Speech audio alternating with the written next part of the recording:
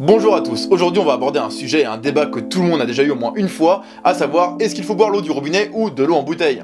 On va commencer par parler du plus gros argument avancé par les industriels du plastique. Oui, je dis plastique et non eau, car dans leurs usines ils produisent du plastique et non de l'eau. Donc je disais que le plus gros argument de ces marchands de plastique était que leur eau est de bonne qualité. Oui, c'est vrai, l'eau en bouteille est très sûre d'un point de vue sanitaire, car elle répond à une multitude de paramètres de qualité qui sont exactement les mêmes que l'eau du robinet. Donc oui, l'eau en bouteille est de bonne qualité, mais pas meilleure que celle du robinet. Et il faut savoir que plus d'un quart des eaux commercialisées sont en réalité simplement de l'eau du robinet mis en bouteille. Mais il arrive parfois que l'eau en bouteille soit de moins bonne qualité que l'eau du robinet si elle a été mal stockée, en plein soleil par exemple, chose totalement impossible avec l'eau du robinet. En résumé, le marché de la bouteille d'eau est un excellent exemple qui démontre que le marketing obscur fonctionne sur la majorité de la population. En d'autres termes, on est prêt à acheter n'importe quoi du moment qu'on l'a vu à la télé. Ensuite, il y a deux façons de remplir un verre d'eau, en passant par une usine de plastique, en conditionnant l'eau, en la transportant, en la mettant en rayon, en l'achetant, en l'important et en remplissant son verre.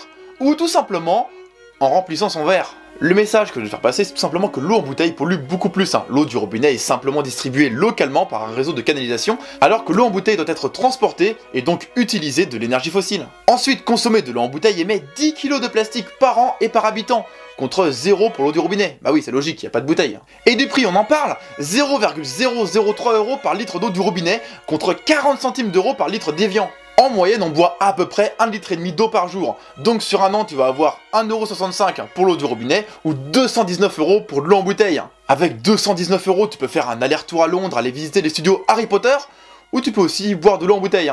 Après, c'est à toi de choisir. On peut aussi parler du plastique, composé de produits chimiques et de perturbateurs endocriniens directement en contact avec l'eau consommée. Les industriels disent qu'il n'y a aucun risque, mais les professionnels de santé conseillent de ne pas donner de l'eau en bouteille plastique à des bébés. Donc moi j'en déduis qu'il y a un risque, après tu vois ça comme tu veux.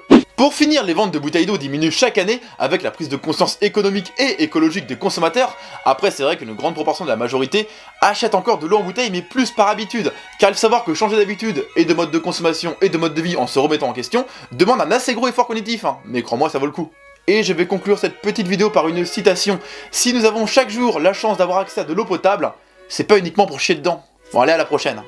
YouTube est, bien sûr, le site web d'hébergement de vidéos le plus utilisé au monde. Pour te donner une idée, chaque jour, plus de 600 000 heures de vidéos sont uploadées sur la plateforme. Donc par exemple, si toi tu voudrais regarder toutes les vidéos qui ont été postées hier dans le monde, ça te prendrait 70 ans sans dormir. YouTube a été fondé en 2005 par 3 anciens employés de PayPal.